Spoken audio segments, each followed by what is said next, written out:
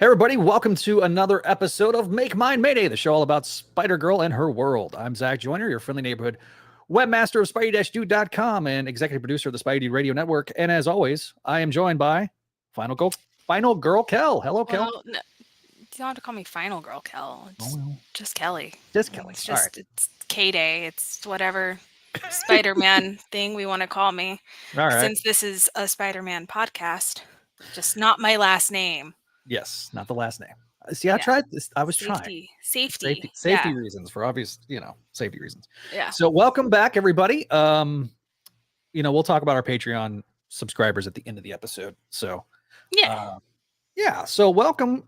We are back for our first episode in a couple of months. So you want to get into housekeeping first there, Kelly? Yeah, sure. All right. So yeah, as you guys can tell, this is a very lazy stream.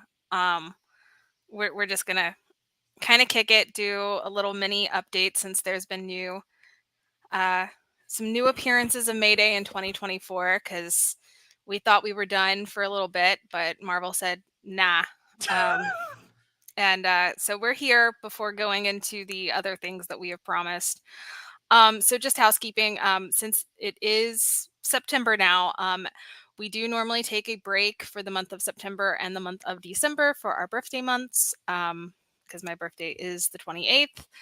And so don't expect any more episodes for Make Mine Mayday this month. And, if you follow us on other sites, don't really expect me for satellites unless my arm is twisted. Because unless I get to talk about what we're talking about here, nah, I'm going to skip again because it's my birthday month and I want a break. But yeah, so just, be on the lookout. We have at least 2 more episodes for the rest of the month.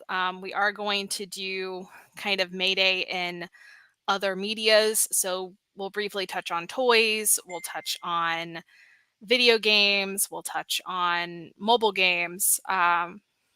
We'll slightly touch on the movie, but we'll go into the movie, especially on its own, and maybe kind of bring up and touch base on different Maydays of different universes. Maybe even different Spider-Girls of different universes. And we'll see how that goes. We're kind of playing it light and loose, especially because it does seem like Mayday's getting a little love, if you define it that way, by Marvel. So, we'll probably be back to new appearances sooner than later. But yeah. Does that make a collective of Maydays and May month? Yes. Yeah. So I made a joke. It's like, even if we wind up doing those 2 episodes in 1 month, it'll at least be October or November.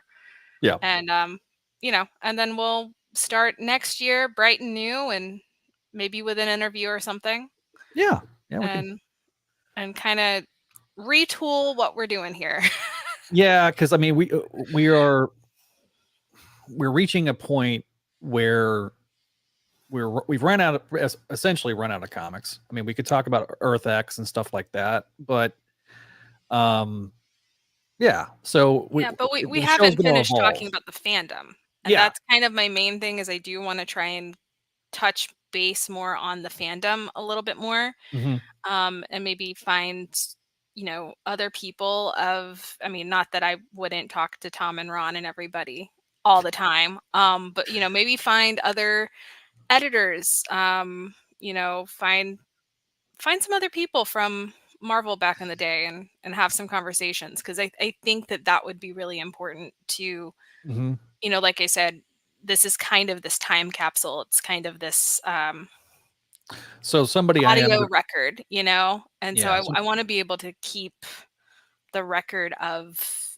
Mayday and her legacy the right way alive, and we'll get into that more because it's my entire spiel on one of these issues that we're reviewing today. Well, and people like David Gabriel, who is in charge of was in charge of the trade paperback program. I'd love to get in touch with him to kind of talk about that Scholastic program in detail, and of course that new volume that's coming out next or a couple months. So which is exciting, volume 5. But Yeah.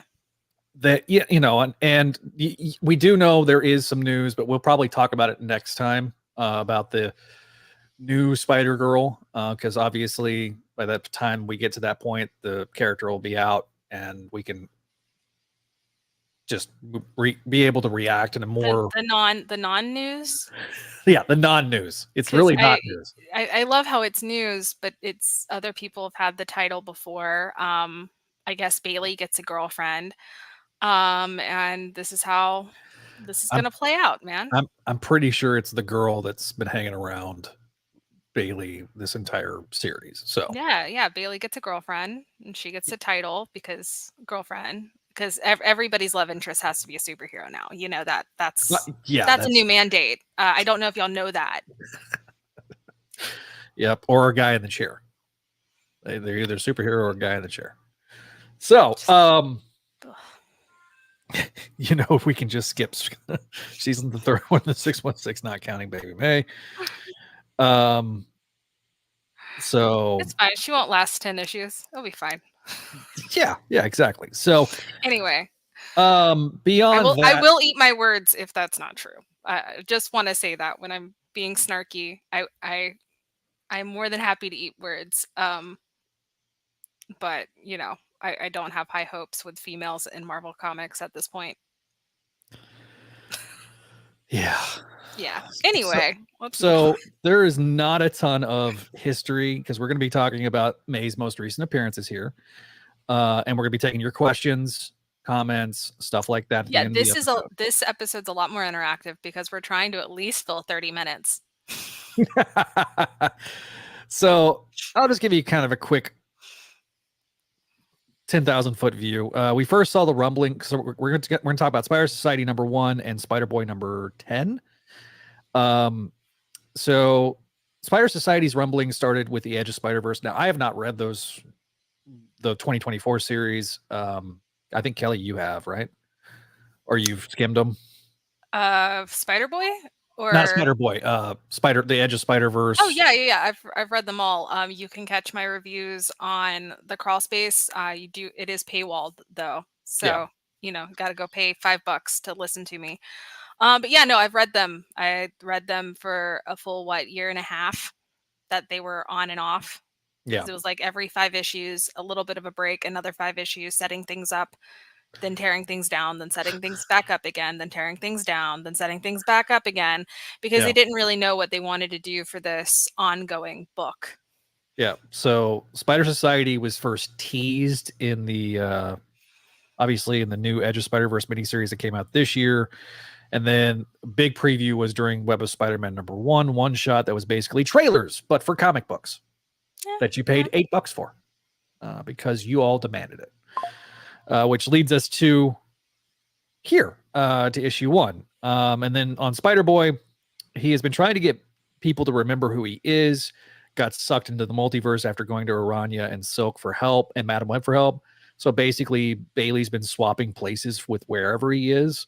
Examples include Spider-Man from Japan, and the Spider-Man from the 60s cartoon universe, which leads into this. Yeah. So if anybody doesn't know who Spider-Boy or Bailey is, he is, if you ever remember fan fiction in the heyday of fan fiction of early 2000s, there was always a self-insert character. Bailey is Slot's self-insert character. Yeah. You can argue with a wall because everyone knows I'm right. It doesn't mean that Bailey's a bad character, just that everyone has a self-insert fan character. And I feel like that is Bailey. What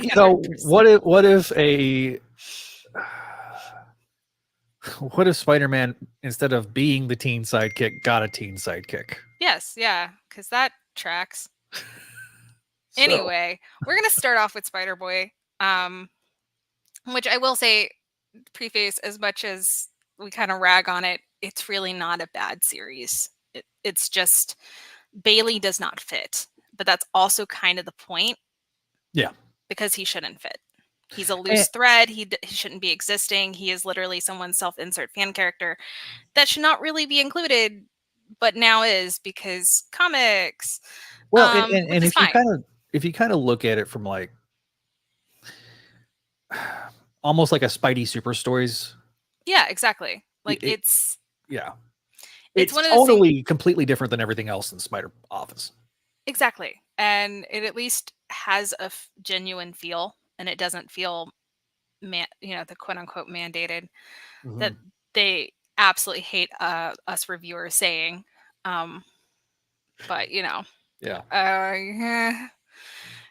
yeah, so at least like it feels like someone's using their brain and having some creative fun, and I appreciate that. So I did want to preface that. I didn't want to sit there and be like, oh, we all hate it.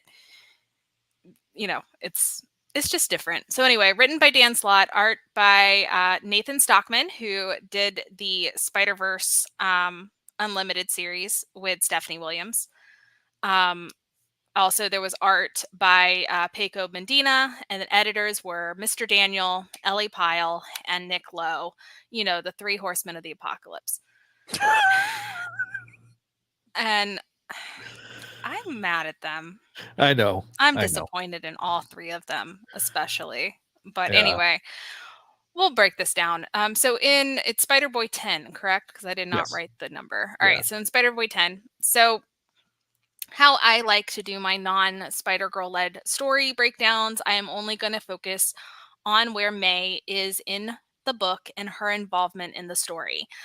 So Bailey, Spider-Boy, as we've kind of explained, is jumping in and out of these different universes because he is a loose thread in the web of life and is basically unraveling. So you have, I believe it's Anya, and um, you have Madam Web, you have, I think Cindy's there. They're all trying to find him, but he just keeps popping in and out, and I don't think he really can control it. So anyway, he winds up in Earth 982 in the living room of the Parkers.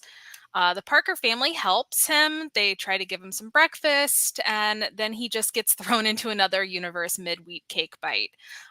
So the full breakdown here is May has an obvious distaste for all things Spider-Verse, as she should, and I really feel like that, like basically those little moments really make it feel like this is our May for the first time in forever.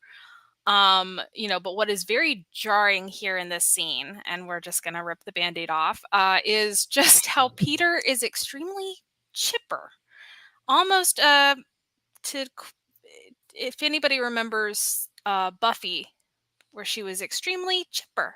Or well, Charmed. Charmed also did it too. Extremely chipper.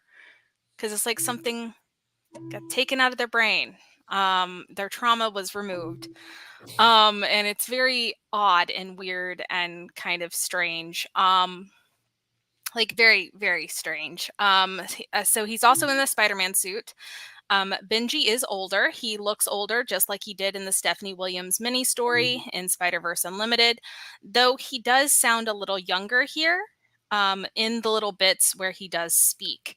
I think that this was done and kind of meant to bridge the gap between the mess that was Spider-Verse Unlimited, but also to tie in not just Stephanie Williams, but also Alex Segura's Hot Mess Express version of 982 that he had established in one of the issues of Tales of the Spider-Verse, which we have reviewed, where Anya, was hanging out with them and battled Hobby, who we thought was dead, but I guess it was another universe, Hobgoblin. But it was all very confusing because, again, no editorial oversight, and these writers are not doing their research. Anyway, so as we've established too in Alex Segura's little universe, Peter was basically running around wearing the hoodie girl costume. I wasn't happy with that. We didn't think that that was right. And now he's in a full Spider-Man suit. Don't really know what's happening. We know that in the story that yes, Peter did always want a chance to kind of relive his glory days. But in Spider-Girl, he also knew that wasn't a place to do it. I'm not even going to say that, as wild card, there wasn't some element of him kind of reliving some glory days there, because clearly there was. But after dying the way he did, protecting his family until his last breath, climbing out of his grave, immediately turning into a giant spider, and being held captive, the first thing he's going to do is put on a suit. Like, does that make sense to anybody else? Because it doesn't make sense to me. Like, after we had all this pomp and circumstance about how a teenage girl can't obviously be a hero without some huge tragedy and loss, but now she gets to call herself a woman and is this world's hero. it- you know what, he just gets to put on a suit because it didn't stick. Like, what did the people writing this not, which I think Slot understands. It's just, I also Yeah. think, like I said, and we'll talk more on this, he's having to bridge this gap from Alex Segura, and I don't think Alex knows exactly what he's writing. I don't think he cares what he's writing either, which we'll talk about that in Spider Society. I saw the comments about what happened with Miguel and fully agree. Yeah. Torture porn does not mean you care about the character, Alex. Just saying. Anyway, get back to my side of the story. But it's very weird, and like, to me, there's a very, him putting on the suit almost immediately and being very chipper the way he is, it has this very misogynistic tone to it that's very odd. Not necessarily for Slot or Marvel in general, especially not lately, but it's very weird to see it in 982 because it is extremely misogynistic and weird. But yeah, so uh, basically, and like, my whole thing, I just have this huge rant here. I do, but the thing is, like, we could say, especially since Bailey just kind of drops in and then drops out, that we're not seeing the whole story behind this situation. We don't know why both May and Peter are in their suits and what appears to be early morning and everyone just standing around in the living room. Maybe there was something major that happened where Peter felt May needed backup. That is legit. That could be legit. I'll concede to that, but why is Peter, like our Peter, suddenly so cheerful? I get that he died and came back to life, but he's not concerned that this 12-year-old kid with also a huge head compared to the rest of them just appeared in his kitchen, or in his living room, clearly scared and confused, and he's just telling him good days will come around again, keep your chin up. Like, what kind of antidepressants do they have our guy on? Because I feel like 982 Peter, even with a new lease on life kind of Peter, would be very concerned and wouldn't want this child to be going through whatever he's going through alone, and just say something like that. Yeah. The more I sit on it, the more uneasy I feel. This isn't renew your vows, Peter. This isn't deadbeat dad that wants to be your best friend, Peter. He feels responsible for his kids' lives and would feel responsible for this spider kid who has no one. Like, I'm not crazy, right? Like, that, it feels so weird. Where is our strict but loving father, Peter Parker? Even May and MJ are like appalled and just exasperated with Peter in this scene and how he's acting. And, we don't have context as to why. And Right. this makes me more concerned than anything. Like, this is why it's like, this scene seems like it's a part of something larger that we don't know. And that could be fun, that could be cool. But this kind of like ties back into kind of what I was saying with the Spider-Verse and what I was saying with Alex Segura's story. You can't always put the toys back in the toy box after certain storylines. You can't fix everything if it's shattered. You're always going to see those cracks. In Japan, there's a technique of fixing broken pottery with gold powder or silver powder, called kintsugi, and I probably mispronounced that, so apologies. But it translates into gold seams. It takes something cherished, something beautifully crafted that was broken, and it turns it into something new. It's a way of letting this thing have a new, valuable future. Marvel hasn't done this, as much as I'm sure they would love to say they have to the series. To me, I can see every single crack in how it's not even just, it's not glued, it's taped. The only way to fix World 982 at this point is to fill these cracks with gold. Take what has been broken with a talented storytelling team who has reverence and deep love and appreciation for what they are touching, and go through and heal those cracks. It'll never be like World 982, MC2 will never be the same. That's life. But we can move forward in a better way than what's currently being done and has been done for the last decade. I think Slot did his absolute best to bridge the gap between Alex's and Stephanie's stories. And for that, I do appreciate this little cameo scene. I appreciate how May sounds like herself. Not that she speaks enough to really get a full feel, but you can tell that her voice is there and it's a lot closer than we've seen it in the last year. I do think Slot tried. I think that there was care, where in the past he has given us a lot of bitterness. And I appreciate that the only snarky thing was the clear bastardization of Peter. And even then, as I've stated before, we could say that there's a story here that we just don't see because it's not Bailey's story to tell. It's Mhm. May's. So that could be it. I'll give him that. I'll concede that. There's a clear lack of malice like there was in the original Spider-Verse, because in Spider-Verse there was very clear malice intent. It was bitterness, Yeah. which I still don't fully understand. But like above, until someone who really loves these characters, this world, and until Marvel is willing to let someone fill these cracks with gold and not just crap, um, you know, we're just going to get this or worse. And 982 is never going to be what it was. I've expressed this a lot, and I've been called some not so nice things by so called Spider Girl fans because of it. But I don't understand why you'd rather have mediocrity, rather have 3 to 6 editors not know anything about the series and allow all the blood, sweat, and tears that the original Spider-Girl creators gave to this series just disappear in a puff of smoke in the name of having her in an appearance or on a title in current day. To me, you're not a real Spider-Girl fan if you think that's okay.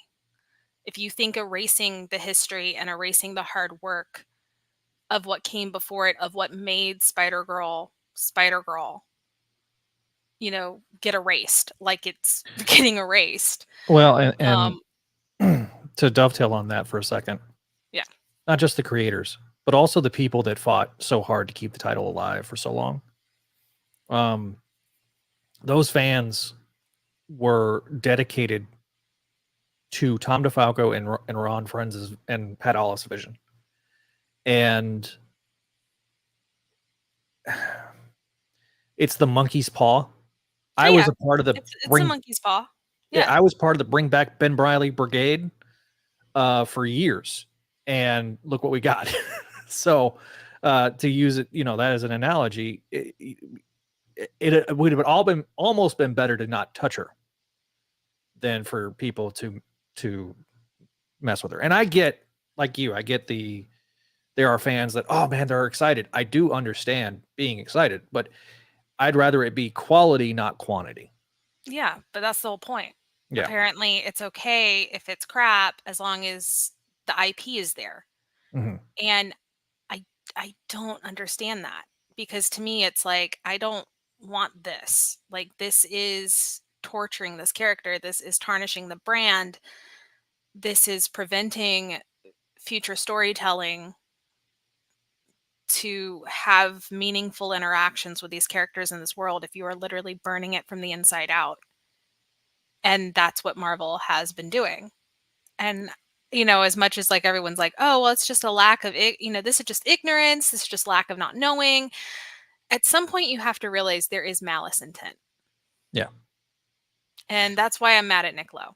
And that's Well, why I will stay mad at Nick Lowe because there is malice intent at this point. yeah. It's not just ignorance. But let me kind of finish up on my Yeah. spiel Yeah. and Finish your we'll spiel. we'll continue on. But like, a fan a fan is a fan is a fan. We all start somewhere with Spider-Girl. whether that be yesterday or 26 years ago, but the thing is, a Spider-Girl isn't just a cool costume. As we know, originally, Ben Reilly wore that costume. She's turned it into her own, but she's not the first person to wear it. It's just a cool costume. And she's not just the daughter of Spider-Man. There's been plenty of other daughters of Spider-Man. There's Annie, quite, frequently in other forms of media. Not just Mayday and not just this Mayday. Mayday is so much more than that. Her world is so much more than that. In all of these episodes where we've talked about this and every issue we've gone through, to me, should mean something to Spider-Girl fans. You don't have to listen to us. You can read the comics on your own. But those comics should mean something if you call yourself a fan. Period. And I just feel like kind of siding with Marvel on that, to me, means you're not a fan. Sorry. I'll throw the gauntlet down. I have no time to please people that can't be pleased. Because they just want to be individually catered to. It's at this point, there is a deep disrespect to this character and this world and the creators that created it from Marvel and from Marvel's editorial team, in my opinion. I see it, at least. Call me crazy. Not the first person to say that. Won't be the last, especially not at Marvel. But seriously, there is some weird negativity around Spider-Girl in the team where they will not allow 982 to be 982, if that makes any sense. Yeah. So anyway, like I said, I think Slott does his best to try to bridge that gap and make things okay, and I will be thankful for that here. There is an attempt, there is trying, but it's not the gold thread that this world needs right now and that the fans need right now. And, that's kind of the end of my spiel there. Like I said, I enjoyed it. It's cute. There's a lot that you can kind of connect the dots with and realize, okay, there's a story back here that's not Bailey's to tell. It's not Spider-Boy's story to tell. So clearly, somebody else can pick it up. And there might be a little bit of Nathan Stockman in there because I know he is a fan, but there's also it's not the world. To me, that it's very clear this Peter's going through a midlife crisis.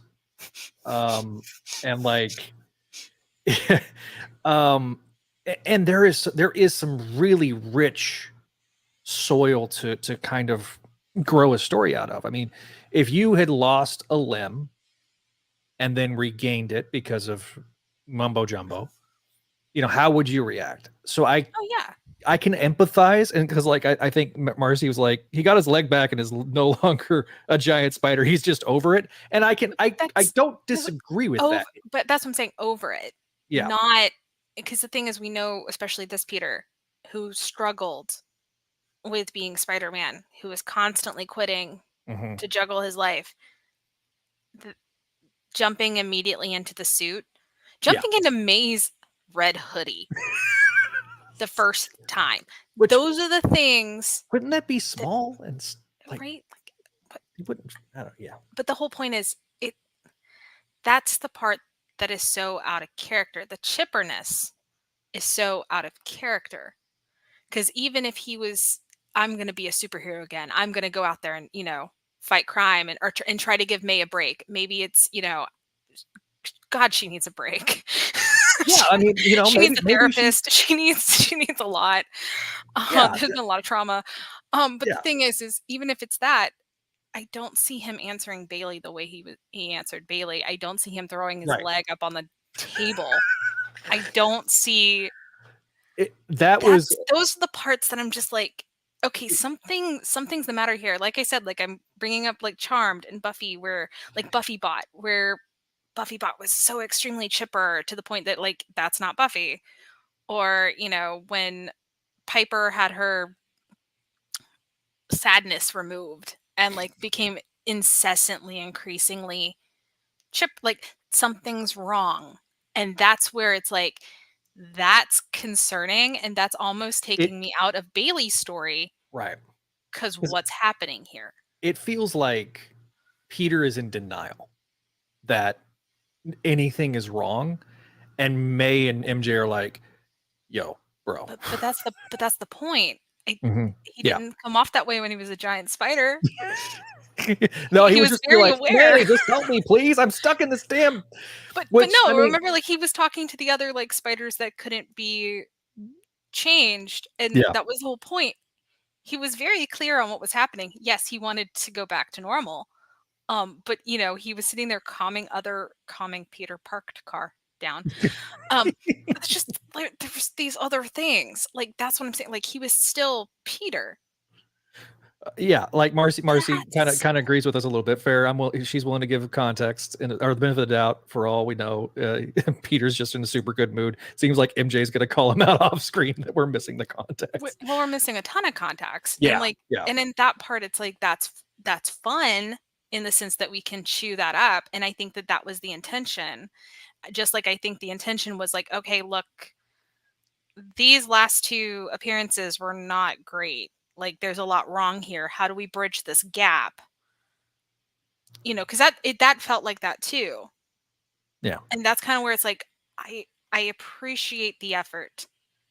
It is not the gold thread, it's not the gold seams that we're looking for.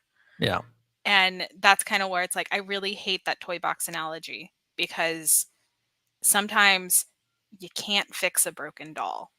You can't fix something you broke.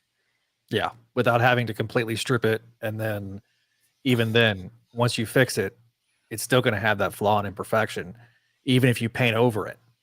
Yeah, You know, it's the quote. if we're looking at like a jar, a clay jar, and it's Well, been that's the shattered. whole point. That's what Yeah, I'm saying. yeah, The Japanese, way of taking, a nice porcelain family heirloom kind of pot, and you put the epoxy and the gold, hmm you know, the gold. Originally, it was real gold. Obviously, you don't do that now. But gold powder in the epoxy, hmm and that's when it like at this point, it's like this. The world is not even glued down. The world is just taped. yeah. Someone taped it together, but it's porcelain, so that So doesn't work. yeah, so that yeah, to kind of dovetail off of that and just go into my Yeah, thoughts because I don't have much. But I'll be honest, and I've said this, I think on Spidey to Experience too. I quite enjoyed most of the Spider Boy title because I read it as like Spidey. What if Spidey Super Stories was being written today with a yeah, young protagonist? yeah. Uh, so I think it's a good all ages book. So there's this really goofy element to it. I don't take it seriously, and sometimes I think there are elements of spider fandom that are taking it like as serious as like ASM and stuff, and it's like, no, I that's not really the vibe that I get You from it. you mean the fans that are still hung up on Paul? Yeah. Mm, mm. The fact is, Justice for Paul at this point, guys. If y'all are still mad at Paul, y'all got some problems. I'm sorry. it was yeah. I mean, like There are bigger issues than Paul. to me, I mean, Sorry. we're gonna cover the Paul story in 950 on Wednesday, Yeah. but like we've had worse, boys and girls. That's what I've been saying. It's like, why are y'all focused on this when there's like everything else behind it? Like Yeah. you're focusing on this this new thing in the house, but the house is on fire. Yeah, everything else is like this is fine. So, but like I say, I thought the bits like the proceed end up, going beyond this scene. The 90s show stuff was really a lot of fun. I liked it. And Slot even admitted it. He was like, it's the most self-indulgent bit that I've done on the book. And I'm like, I get That's it. fine. It's fine. Like I said, I have no problem with Bailey. I have no problem with Spider Boy. It is what it is, and actually, it's consistently written. I've stated multiple times I don't think Slott is the greatest writer for women, and Right. he's not. But for him to give a voice to a little boy, or just a teenage Mhm. boy, or just Yeah. that kind of zone, yeah, he does really well because he's kind of playing on, I'm sure his inner dialogue as well. He's getting Right. to play and pretend and dream, which is what you want out of these writers Right. that I do think has been lost in comics for a while. So it's fun, and I'm happy with fun. Yeah, it's a fun book. And so i- in the similar vein to a Spider-Girl in terms of like the fun element of Earth 982. So I do to appreciate him touching the Earth Yeah. because from a style standpoint, before Slott decided to just grab the hammer and smash a bunch of crap, um, very tonally, they're very similar. And so, Yeah. um, so we haven't largely been happy with anything that's been produced that didn't involve Tom and Ron. We've made that clear. We've tried to articulate that as And properly as possible. And I do want to it's acknowledge. I not mean, even it's not even that we're not giving all of that a fair try. We are yes, trying so hard to make it work. The issue is that there's no reverence. hmm right, Like I said in 2014, it's like Dan Slott knew better, but he wanted the shock and awe. He wanted it. There was a meanness, there was a bitterness there, and it might oh, not necessarily be a personal situation, but yeah, that's what he wanted to sell that comic. yeah. It was. How can I shock the most people? Yeah. I mean, like the And that's where yeah, that was a mistake. That was a problem, and that shouldn't have ever happened. And then they've spent this entire time trying to clean up that mess. That, like I said, it's like you took the clay pot, you shattered it, and then yeah. you tried to tape it back together, and Mhm. it doesn't work clearly. So obviously Kelly and I are always a little apprehensive when we get to see her in news stories because we're like, oh no, is this going to be good? Is it not? I feel, but narratively, I feel like MJ and May are just done with Peter at this point.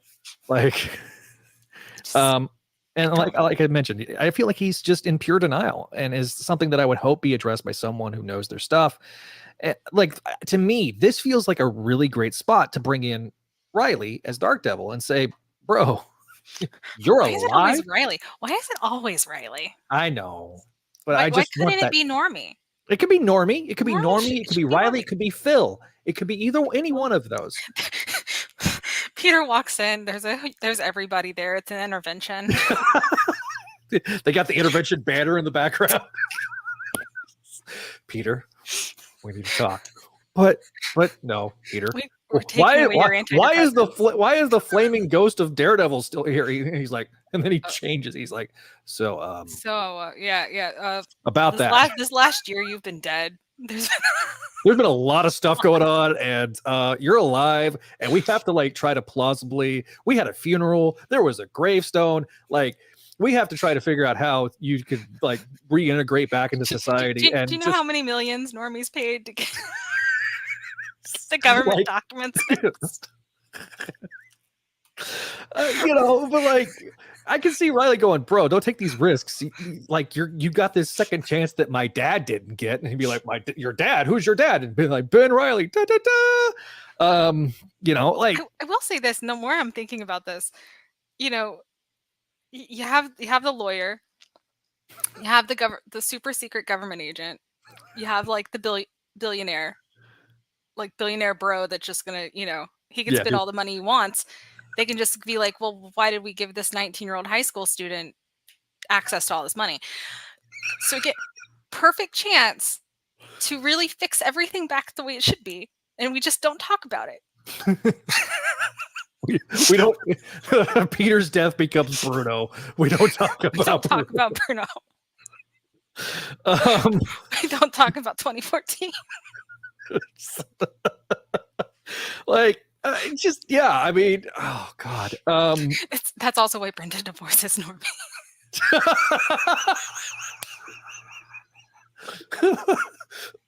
because Normie's doing all this stuff for Peter, and she's like, "Why are you helping this family that supposedly hated your family?" And all It's like well, it's like how much money are you going to spend on the Parkers? Yeah, like you spent like $2 million on just trying to get Peter's death certificate Fix the erased. house, probably paid all the bills. Yeah, yeah. Like MJ probably didn't work for like a year. You had that random old man that was suddenly living there, and then now he's gone. That looks suspiciously like, you know, Peter's Uncle Ben. We just we don't. We just don't. What has happened? Turn this What into a has comedy hour. happened? But it's true. Like what has happened? Which, like, believe me, I think that there's fun to be played there, but you also have to be willing to acknowledge the fact everything is broken. Yeah, like And that's the thing. Marvel doesn't want to admit that. that reminds me of like that. You remember that scene during Civil War where MJ's arm gets broken during the other, and then like JMS writes it like 2 or 3 panels of dialogue, and they just look at the they break the fourth wall and like acknowledging that, oh yeah, we just hand waved it away. Yeah, that's what I mean. That's what I would do with a lot of this. Like I said, I've talked about this. It's like there's too much broken to even like just be like, and now it's our senior year. We just don't talk about last summer. Like, no, like I would literally just be like, and now she's in college. We're just not going to talk I mean, about I it. would even set it like do the setting as like her 17th birthday. She's had a rough sweet 16. Well, She's turning 17. Nope, Yeah. nope, not even. No, we're going past the year. You want to We're go going straight past to it. 18. We're going straight past it. Nope, we're just going to go to college because and the it's been entire high broken school, enough. Just everybody move at the high school gets into ESU, and we're just going to go to ESU. Yeah, it's they all had sympathy like things because of everything that happened in their school for the last 4 years. Yeah. Yeah. It becomes Saved by the Bell, the college years. Yeah, exactly. Exactly. So yeah, like I say, it does do a good job with the limited page count we got, and I hope that we can get someone who does know their stuff. And to kind of dovetail on that too, Dan knows his stuff when it comes to like Spider-Man's lore and history. It's why it's so partly a giant disappointment in that everything happened the way it did. But that's what I'm saying. I think this particular, like, literally page that we're spending 40 minutes talking about is legitimately some of his better work with the characters and the series as a whole. He does know what he's talking about. That's also why he picked her to be the first shock and awe. It was, you know, because too, that was also fresh off the heels of one of the last, you know, big pushes everyone tried to save Spider-Girl again. So that, you know, there was these things where, like, when you really look at like the creation of Spider-Verse and what happened and why May was so heavily involved, like I said, as much as we take it personally, because I think some things, some lines were crossed that were pretty personal towards the fans. It was done with the intention of getting you angry enough to hate Reed. Yeah. And that was the entire point. Versus now, there's no reason to have any of us hate Reed, Spider-Boy. Because he wouldn't want the hate to be a part of that anymore. Boy, Professor, I would want to see you and Kelly debate that particular point one day. Oh, what? He maintains that Peter should have stayed dead and May should have stayed Spider-Woman to move past 2014. No, I perfectly love that Spider-Woman did not stick. I think that needs to stay. I will concede. Maybe Peter's staying dead. Maybe Peter should have stayed dead. Yeah. I like him back. I like that he is back. I don't like this characterization of him. Exactly. So moving to Spider Society. Three lines, y'all. A whopping 3 lines. 3 lines. Although I did notice that, like as I was doing the recap, I forgot that Fury was in the background as one of the background characters. Yeah. Yeah. I was like, oh. So they're basically there's a new threat to the web of life and destiny, and Marvel wants to milk out some more money out of our pockets by ensuring the copyright by producing this storyline.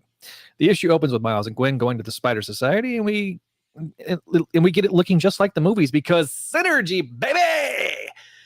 Woo!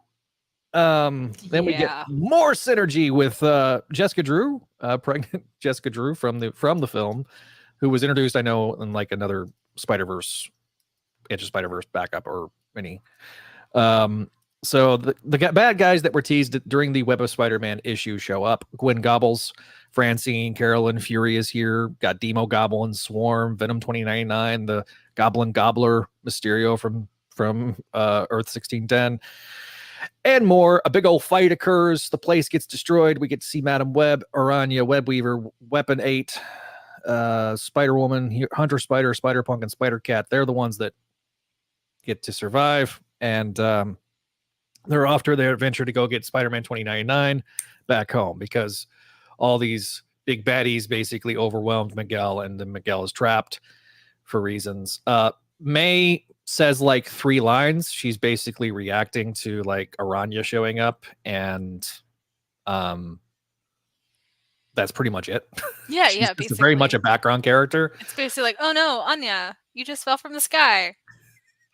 And then she's not around for the fight. Bye. Like, you know, Aranya. Now, I thought like the way I first read this was that everybody died, and I was like, really? That's how we're going to do this? Yeah, yeah. But then like I reread it, So. and then there was like a line of dialogue where it was Madam Web looks at Aranya and goes, "Get everybody out, but I want this specific like group team." Yeah, yeah, because y'all stay. Y'all they can stay. Everybody else can go home. Yeah, May gets punched once and disappears. Like she's like, nope, I'm out. Click. I don't want to get drug into this again. Yeah, she got punched because she was just clearly like trying her best to like get her morph or whatever to like go back home. she's like I care about y'all, but so that way in case you guys need me for the next adventure that I don't want to go on. Well, like I said, it's very clear. It was like, why is she even there? Like Spider Boy, she's like, ew, like you don't have to explain.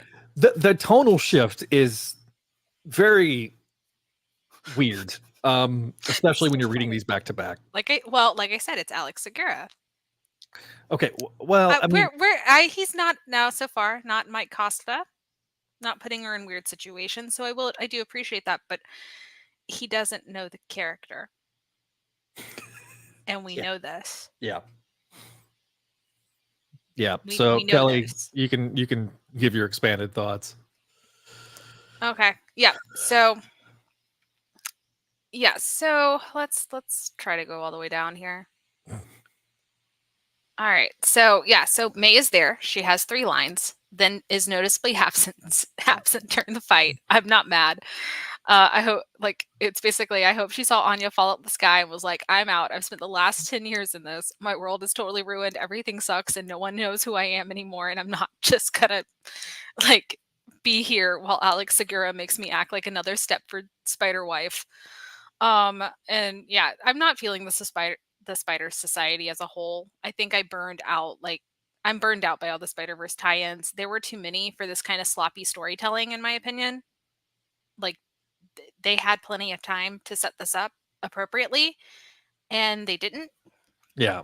And no, I'm done. Not necessarily done, but it's just more of like I can't be excited for this.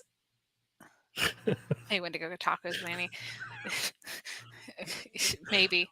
That'd be a better story. We've also known Annie's just noticeably absent after everything, because she was like the first to get turned from the last Spider-Verse, which, you know, that's a story in and of itself, but it's also like, do we want to hear it? Because I don't want to hear it. Like, there's too much just weird, like, hey, here's these teen girls, let's put them through really horrific things, and then claim that we are giving them independence. You can only gain your independence. Your independence should not be through trauma, Marvel. It's a very misogynistic take on things. Like, yeah. Sorry. I am with you. I am so sick of the Spider-Verse concept in general. To me, it is so. Where was the end of? I thought thought the last one was the end of I Spider-Verse. thought we were going to get the end of the Spider-Verse No, with never. the story called End of the Spider-Verse. I'm like, all right, we're going to put this aside for a while. But no, because corporate synergy demands that we need to bring in like the Spider Society concept and like pregnant Jessica Drew, because we want to make it as close to the movie. Like, I get it from a marketing standpoint, but this feels like just a marketing book that was done to appease the marketing gods. And that's it. Like, well, it is. I mean, that's what it is. it's just to get the copyright. It's just like it's just like why Spider-Boy, the name, was used. No, yeah. It's just why they're bringing a Spider-Girl back out. It renews the copyright. I get it, but come on, guys. So like, if you're excited by this book, great. I will be keeping a watchful eye on it. I know Kelly probably, I don't know if you will or not, but like, I'll probably have to. Yeah, because obviously, considering the content we do, I try to read as much Spider-Man stuff as possible, even though we're not covering it. Well, I stopped because I feel like I need an apology. I'll get Nicola right on that. Right? Never. But so I do try to keep like tabs on what's going on, but like when it comes to Spider-Verse stuff, I'm so exhausted by it that it's just like I don't care. Like, I knew the Spider Society thing was coming, like we cover I was talking about this on Twitter today. Out of 35 weeks we have done, and this is not including the Make Mine Mayday stuff, we have done for SDE 30 episodes. So almost weekly in terms of content that we've put out. So like there's a lot of stuff going on right now. So I try to keep everything, but like I have to like put some sort of limit on it. Like I'm not following anything with Venom War or any of the Venom stuff, because what I have tried to follow, I get so damn confused every time I listen to Satellites and I listen to Tyler go on about symbiote stuff. I'm like, I'm so lost. Yeah. So, but yeah, must worth the pizza and gas. And I do want to acknowledge, I mean, Ryan, I talked about the fans. Ryan was there too. Yeah. I mean, Ryan was right there with us. And so, and like I said, there is this huge disconnect between some fans like on and this is just comic Twitter in general, like comics, Spider-Man Twitter is just comics subreddits, the 4chans, etc. There's a lot of comic fans who are very young. They're very, very young, and I think they know a little bit, but see, there's always been this mentality on social media with comics in particular, where you kind of have to prove that you know more than you do. And I think that that's where a lot of this is coming from, where it's like, no, I want a new series. Yeah, you don't know what you're asking for.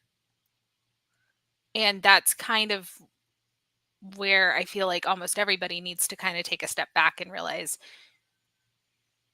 if you really love these characters, do you want a good story? Or do you want the IP everywhere? Yeah. Because there's two differences. And now, of course, Venom consistently is a lot better.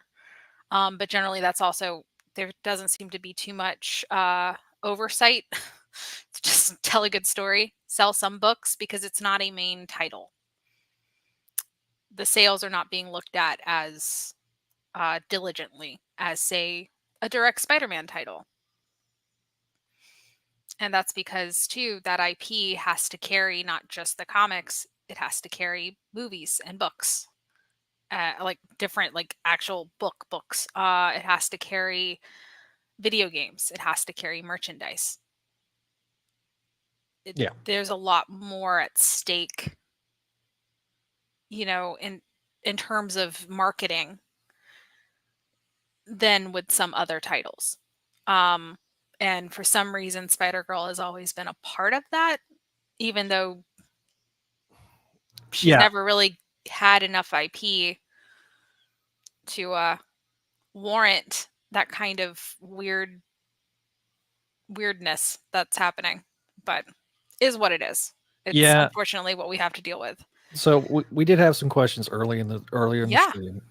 But before we get to that, I want to do show and tell right quick because Yes. it is related to the show. It is. I got to meet Tom DeFalco Yay! last week, which was awesome. I got some stuff signed. So I Is that got the shirt I got you? that is the shirt you got me. I've had people ask me where did I get that shirt. So Redbubble. I told them, I was like, I think it was Kelly that got it for me on Redbubble. So I got my What If 105 signed. The first trade paperback. I accidentally had him sign the Lost Years trade.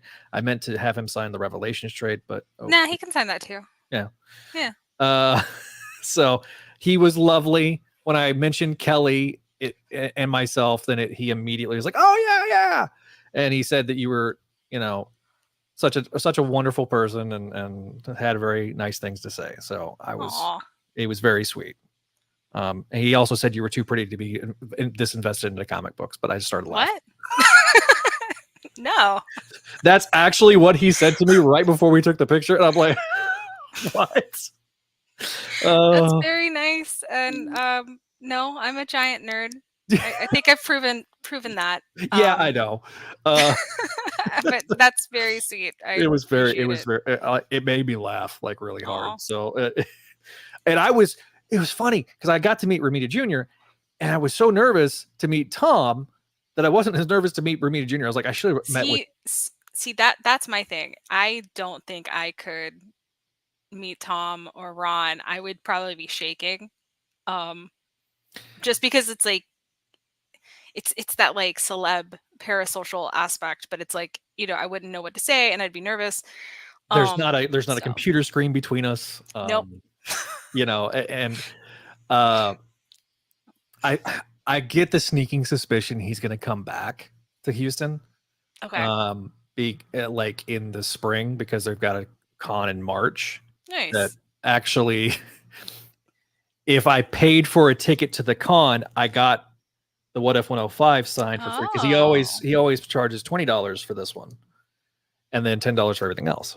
Okay. So I paid the $20 to go to the con, and he's like, "Well, just make that one free." He was so sweet. Aww. He was just endearing. I got to talk to him a little bit right before the like literally because. Also, I did ask Rabita Jr. I was like, "What do you think about Tom?" He goes, "Oh, he's the biggest sweetheart," and in that very thick New York accent that he's got, and very much Ramita Jr. is very much a storyteller. He loves to tell stories. In fact, he told us the secret to his grandmother's meatball recipe, which is. Did you write it down? No, I recorded it. Oh, okay. Which basically is instead of rolling the meatball, you don't roll the meatball. You grab it from the pot and kind of form it just like, but don't roll it real tight, and then dip it in your sauce, so that way the sauce gets in the center of the meatball. Okay. And it won't be as dry. Got it. So I was like, all right. He got a little misty eyed when he talked about his dad, but that was to be expected. I got to meet his son. His son is his handler, so we're gonna try to get him on the network sooner rather than later. Oh, that'd be fun. I did try to help out Brad too. So more on that. Yeah. I'll talk a little bit more about that, the Ramita Jr. part of it on SDE later this week. But yeah, that was it was such a cool. It's a very chill con. Not a ton of. I mean, the only thing I regret was I didn't grab stuff for Barry Kitson because he was there, and I didn't realize Barry Kitson was coming. Because I really enjoyed his artwork during Brand New Day. I didn't enjoy the stories, but I really enjoyed his artwork. The one I probably would have gotten signed is the Flash Thompson issue. Mm-hmm.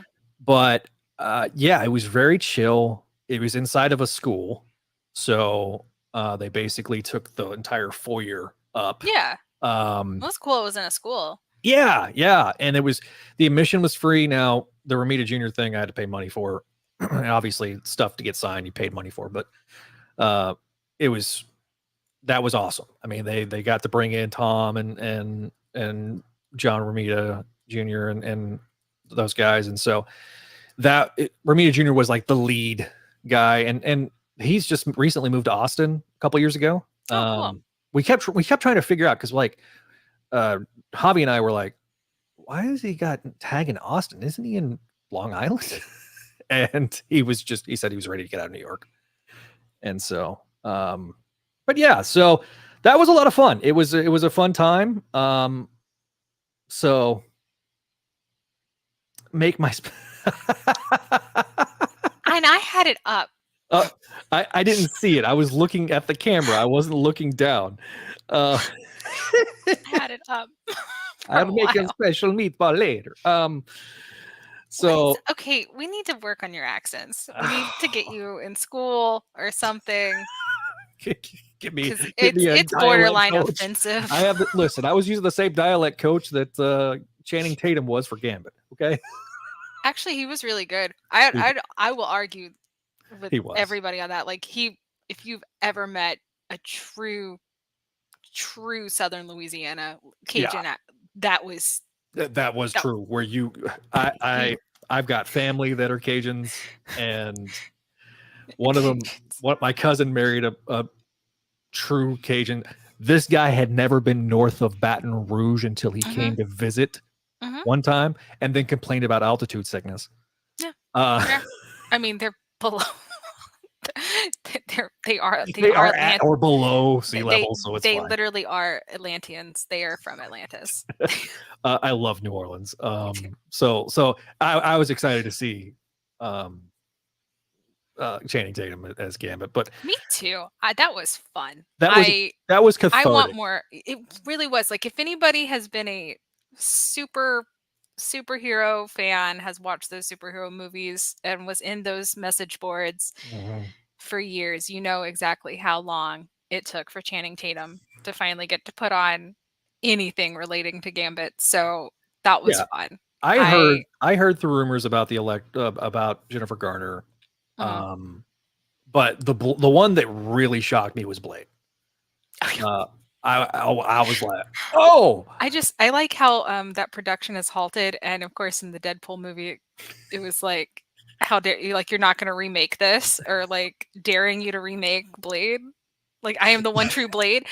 I was like, oh, yeah. When Ryan Reynolds took a shot at that, like, I'm the only Blade, and he's like, yes, you are. Just like jet pants to the screen. I had to explain that joke. I was like, oh yeah, they were even making fun of it. Well, it's always I was like, who wants to bet that was ad-libbed? Oh, 100%. And he just refused to say the line. He only said that because, yeah, that's fair. Considering pretty much Ryan was in the editing room, himself with Sean, like. And I think a little bit of Hugh, because obviously the ADR was infinitely better than Madam Web, but that's just such a low bar that you just walk over. Okay, look, that's at this point we should all know no ADR was done. No post editorial ADR was done on Madam Web. God, I just.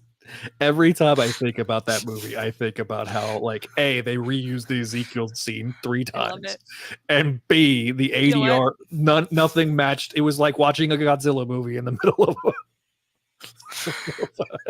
you need to dress up as Elvira and just play Madam Web. Okay.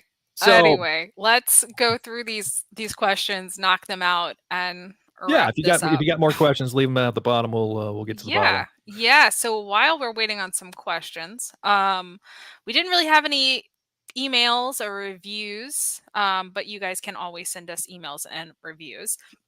We have makeminemayday@gmail.com for emails. Definitely send some to me. Yep. And we will be happy to read them on air. Of course, if you guys leave us any reviews on Spotify or Apple Podcasts, we will read them on the air. We don't care. You can give us a 0-star and just tell us how terrible we are. We do slot fan forever, 10,000. But that's okay. I would respect it. Nick Lowe can give us 0 stars and tell me to shut up. We'll read it. Yep. I won't listen. Also, the voicemail line 818-925-6631. You can leave us a voicemail. Walter threatened to, and I told him behave. I mean, Speaking of Walter, he did jump on. He said, "Just popping in to say a few words. Hope you guys have a good show. He's not going to be here because he's sick, so he's sorry. So sorry, Walter. that sucks. I hope you start feeling better, buddy." Marcy asked, ignoring biases, why do you think 2099 got rebooted but MC2 never did? It being more separated from history, maybe? I don't necessarily know if it's separated from history. I think too, when you look at the 2099 reboot, there's a lot of differences there. Mm-hmm. That I know did get some pushback, but from the general public didn't. And I think ultimately, and I think that's kind of what they're treading the waters with here, especially with Spider-Verse Unlimited, is can they do the same with Mayday? But they have to be careful because of the fans and because of the fandom history with Spider-Girl. We are, I mean, most of us, I think, have all moved on and, gotten way older. Maybe not wiser. We like to pretend. I've lost all my hair. Yeah, you lost all your hair. But in general, we are still around, and we can still be loud. And as I've stated, I want to call to arms. I want us to try to get loud and kind of remind Marvel that no, now is not the right time to try this. Like, if anything, you can still fix this world. You don't have to reboot it and make it a soulless Valley Girl representation that Stephanie Williams's was. Again, not on Stephanie. She didn't have the time to do proper research and relied on literally 6 editors that didn't care. Yeah. So Marcy did ask do we know when the take place? Timey-wimey, nobody knows. Continuity is not a thing anymore. Yeah, it's a little timey-wimey. I would say that this is probably more, I would say this might be basically her senior year of high school. I would give it that. Because I would say, I don't think I don't think these Spider-Verses were literally happening back to back to back. I think that there are some breaks. So I would say this is about a year and a half. So I would say she's in her senior year of I would think May would be in her senior year of high school at this point. Yeah. If I had to guess. Yeah. Ryan says, preach during your sermon. Okay. As my battery decides to die on my camera, so I got to. That's switch. fun. It said battery exhausted. I've never seen that before. Wow. Wow. Yeah. Usually it gives me a blinking, indicator. So, President G.W. Bridge would approve, apparently. Proof of the documents to. Look, things happen in this world. We've talked about the taxes in 982. The taxes in 982. It's almost as talked about this. One of my all-time favorite bits from CSC was when we were talking about Aunt May and how many life insurance policies that she's cashed out and how much how close she's gotten to insurance fraud. Yeah, it just happens. I mean, it happens.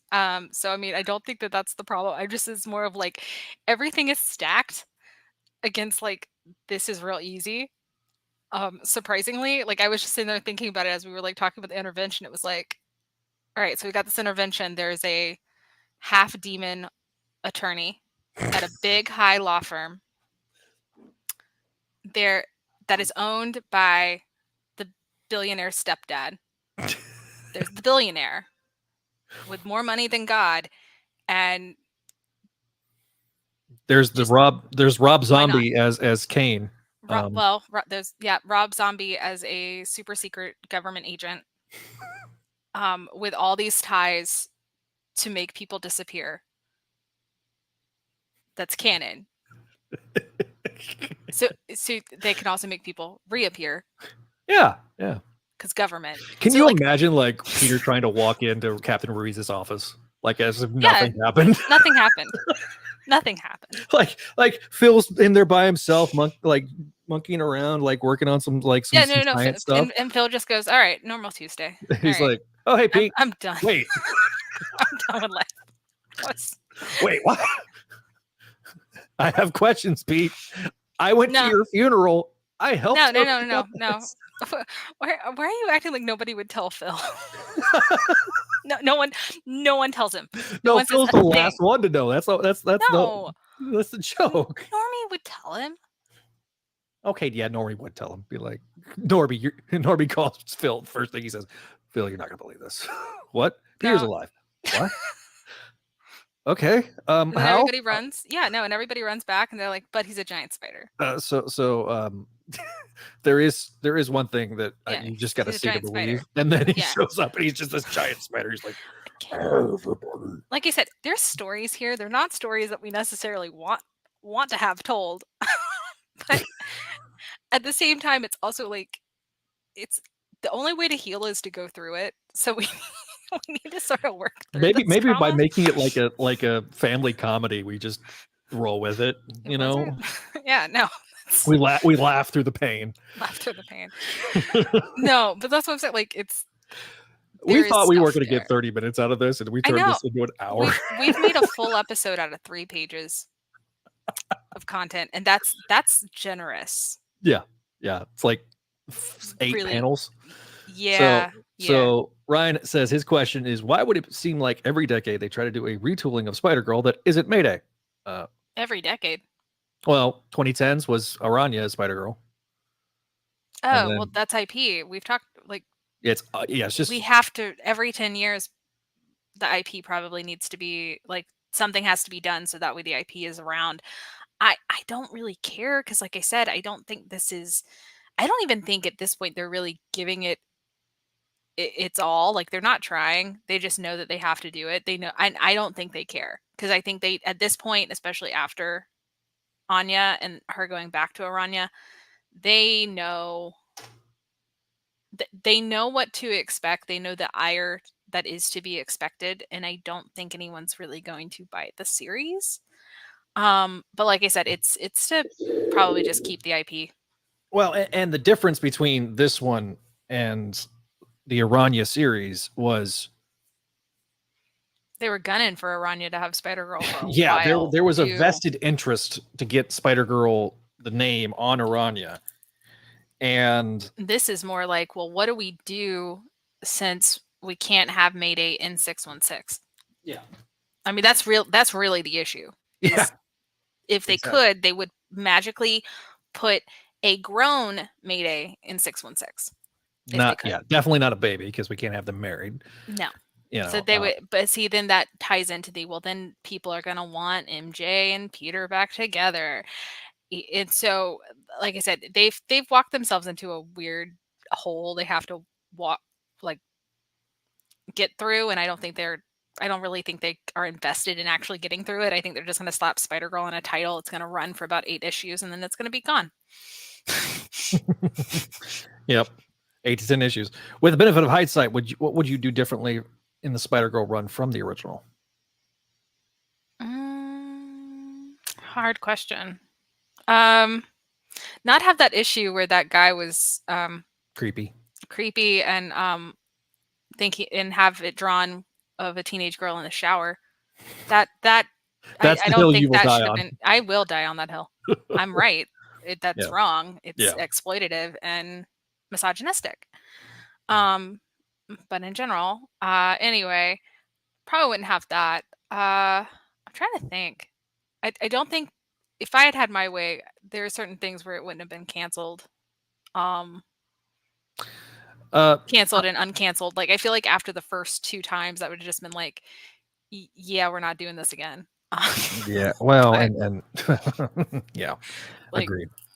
Agreed. The thing I probably would do is Daredevil knowing, or Peter and MJ knowing who Daredevil truly is. That's like the only thing.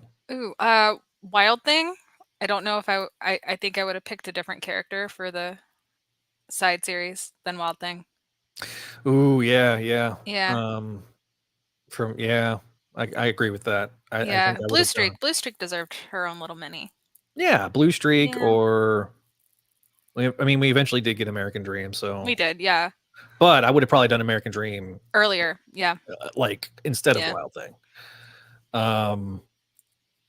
So Aranya was cool. This is just Mayday from Wish.com. Damn, Marcy could It's have true some though. barbs though. Oh It's man. true though. I mean it's kind of true. Yeah. That's like she's got the pigtails and everything. Like when they tried to do Mayday for the preschool set originally. Like I mean, it's straight up. That's what that looks like. Professor says, if you can make an hour out of 3 pages, how long is the modded Ultimate Alliance stream going to be with May, Cassie, and April? I don't know. Oh man. Be a whole season. The aged up Gary into an adult, so why Jerry. not Jerry? How do I say Gary? Because I had somebody that I used to work with named Gary. Yeah. That's how he spelled it. Well, that's fine. That's fair. But I thought it was Jerry. Yeah, it's for Jerry Conway. Yeah, That's right. Yeah. They aged Jerry into adult, so why not Mayday in a world that doesn't know she exists? Yeah, that's fair. Well, because then why is there Bailey? Why didn't that just happen with Baby May? You're gonna get me on a rant. But no, but like for real, like yeah. And this is just me like reading that question and saying this because at that point, wouldn't every story Spider Boy has had almost been better and more emotionally charged if that missing thread everyone forgot was Baby May? And maybe she did get aged up, magic, blah, blah, blah, because she's been sitting here in limbo the whole time. And so now she's 10 years old, and which is still extremely generous, but 10 years old and running around, and nobody remembers who she is. And now, of course, she wouldn't have these like memories that Bailey has. Of course, we know, I think at this point, it's pretty well established that a lot of his memories are a little implanted with that animal situation. Yeah. But they kind of, Peter gets rid of that whole other life to anyway. But the whole point though is, wouldn't any of those stories that Bailey has had at this point been more emotionally charged, especially this current storyline jumping through these universes? Oh yeah. If it was some aged up Baby May, it would be a better storytelling plot device, but that's not the world we live in, because there is a mandate. Oh, I'm sorry, we're not supposed to say that. That doesn't exist. There are no real mandates. Sure. They're more like guidelines. They're guidelines. Sure. It's like pirate rules. Sure. But yeah, no. So again, it's a whole situation. Marvel's just not going to do anything normal. So yeah. So anyway. There we go. It's ironic he finished the Wild Thing characters before J2, but he was for Doc Magnus on his like Perler Beads thing. Oh, okay. But yeah. I agree. If Slott effectively rebooted May into the 616, the book would have been better. Maybe May could fix her Uncle Bob. Damn it. I mean, hey. Well, see, and two, that would also tie in with the devil story, where everybody thinks it's Mayday, even though she has red hair in that flashback. And I thought that was meaning that, the Baby May that was going to actually like kill the devil was Janine and Ben's kid. Like that's the way I thought the story was going to go, and obviously they just dropped it completely. But see, that would bring it all right back of like, oh, okay, we put her back in the 616, we give her original title, it's actual Baby May, it's been aged up, but nobody remembers who she is. She doesn't really know who she is. Yeah, that would give Ben a redemption arc that I think would be good. Yeah, agreed. But again, we're just sitting here spitballing. We don't know anything. We're not professional writers. So yeah. So is there any MC2 characters you want in Marvel Ultimate Alliance as skins? He did Doc Magnus. Wes. Justice for Wes and Justice for J2. Yeah, because who the heck is Jason? Yeah. Yeah. Come on, Stephanie. Just give her send her a link of Make Mine Mayday and be like, listen to this while you're writing. We got you. No, because I don't think she's gonna write the story again, and I don't wanna. I won't I'm be joking. mean to That her. was a joke. Yeah, That was a joke. please don't Please don't do don't be that. mean. Don't be mean. Like I said, Be nice to these people because they are human beings. Like, yes, even though we don't like decisions that they make, they are human beings and they deserve to be yeah, treated with a modicum of respect. Like, I know some people are like, well, Ramita Jr.'s wash and all this. I'm like, the man has been doing it for 40 years. And the stories that I heard at the meet and greet were he had to overcome a lot just to get where he's at. So we should treat him with respect, because of his last name and who he was. well, I mean, we Um, should treat everybody with respect, exactly. even if we don't feel respected by them. Yeah, because you It's how you present yourself to the world. It's how you would wanna mhm, be treated versus it's the golden how rule. you are being treated. It's kinda like definitely set your boundaries, don't cross your boundaries, don't let Right. other people cross your boundaries, but in general, regardless of your own personal biases or feelings, there's no sense in being overly rude, especially when you think you're protected by your screen. Um, Marvel knows how to get to you. Trust me. we've learned this, even though apparently it wasn't Marvel. Still creepy. That's still People can find where you live. Just, the internet is a very powerful, scary tool. with So great power, just there must also come great responsibility, folks. yep, remember there must also come not just great power equals great responsibility, because I feel Mhm. like Yes. a very important distinction to make here that has been lost in the sauce for a while now. You don't get respond like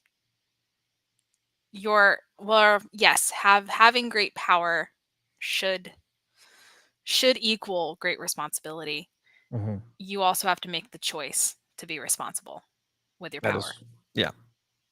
So, in any case, let's move on and clear this up. Oh, nice. Yeah, he's the if you go on our Discord, which link is in the description, the he does do a lot of mods on Ultimate Alliance, and It's there really isn't cool. literal ask us almost anything. So Yeah. just add to it. We will, if it's Yeah, definitely. relevant for Get this on the show. Discord. Do you have the link for the Discord? Yeah, the link is in the description. Cool. So yeah, so Uh, get on our Discord, have some fun. It'd be fun to chat.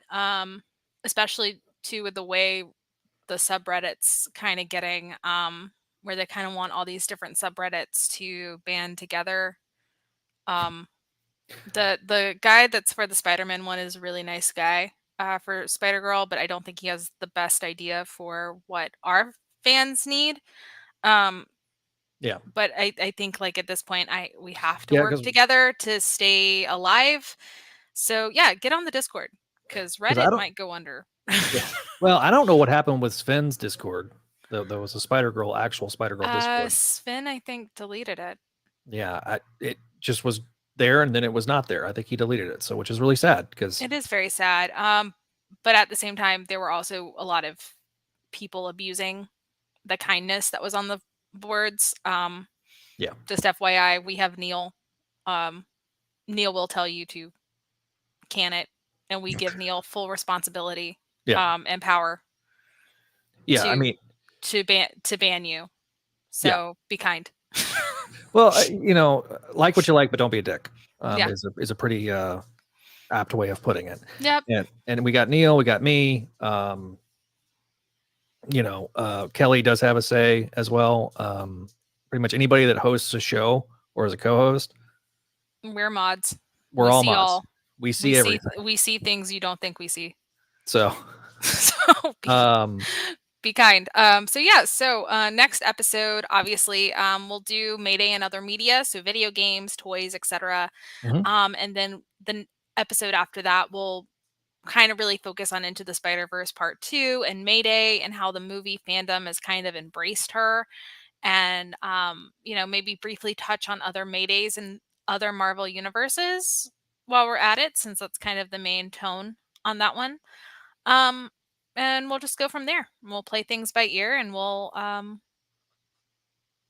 we'll have a light, easy breezy time unless We you get know, 3 pages of a book that has like one weird thing, and then we'll spend an hour talking about it. apparently. Uh, So even Waylon's trying to get involved at the end of the episode. yeah. So, I know. Like I say, as we wrap up this episode of Make Mine Mayday, we want to thank our patrons over at patreon.com/SpideyDude Network. Patrons such as Allison, Cindy, Ed, Georgia, Greg, Janelle, Jessica, Jurgen, Joyce, Catherine, Kale, Laura Howard, Lump Moose, Master Drama, Phoenicia, RJ, Vanessa, and Vicky, as well as Sarah, Tara, Walter, Scott, and Vinkman. Thank you guys for your support as patrons. They get exclusive perks like getting a Discord role, as well as getting access to the Books of X podcast, the Krakoan X-Men podcast. If you have not already checked all that out, you can also get the video edition of Voices from the Eerie. If you have not already checked out our other interviews on the channel, we got Juan Ferreira, Greg Wiseman, JMD Mateus as well. Sabi Cinema Era podcast just released its newest episode covering the music of the MCU. We got Clone Saga Chronicles, Spectacular Radio are the Vault series shows, as well as Amazing Spider-Man Classic Season 1, Season 2 with Javi and Jack. We got the Slot Symposium covering Slot's run from the beginning, and we got the Ultimate Spidey Dude Experience, as well as our next episode here on the channel when we're streaming live is going to be the latest 2 issues of Amazing Spider-Man. So check all that out. You can follow us on the social medias, like Kelly says. Find us on Facebook, Instagram. Threads is at Spidey Dude Network, but I do have a new Instagram called at Spidey Dude Official. Twitter at Spidey Dude Radio. You can also follow the Make Mine Mayday Twitter as well. If you have not already, if you're listening to us in the audio edition, go find us on YouTube at Spidey Dude Radio Network. And so find us all on those social medias you see on the screen. Once again, 818-925-6631 is the voicemail line. So leave us a voicemail if you want it to be played on the show. And once again, the email is makeMyMayday@gmail.com. Thank you guys for watching us, if you're watching us live or after the fact. And if you're listening to us on the audio edition, thanks again for listening. Be sure to leave us that 5-star review, and we'll see you next time here on Make Mine Mayday.